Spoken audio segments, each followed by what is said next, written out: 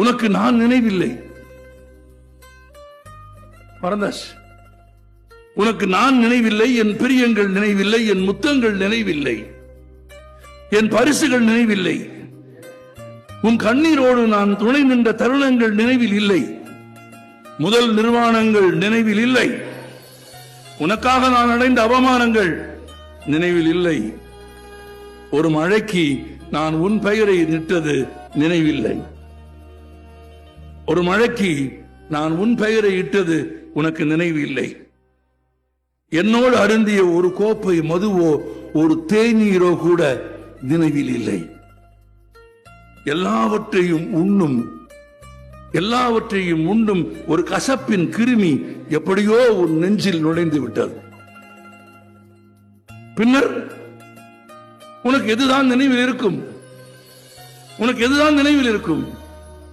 எதுவுமே நினைவில் அவர்களுக்கு எப்படி நினைவுபடுத்துவது? அது ரொம்ப முக்கியம் இல்லையா? நீ என்னை முதலாக சந்தித்த போது உன் வாழ்வில் ஒரு பருவம் முடிந்து இன்னொரு பருவம் துவங்கியது, அதாவது நினைவில் இருக்கிறதா? இல்லை. இல்லாமல் போன ஒரு உறவில் ஏதேனும் ஒன்றை நினைவூட்டுவது இந்த நடந்தா? இல்லாமல் போன உறவில் ஏதேனும் ஒன்றை நினைவூட்டுவது ஒரு கற்சிலைக்கு அந்த கல் பிரிந்து வந்த மலையை நினைவூட்டுவது போல.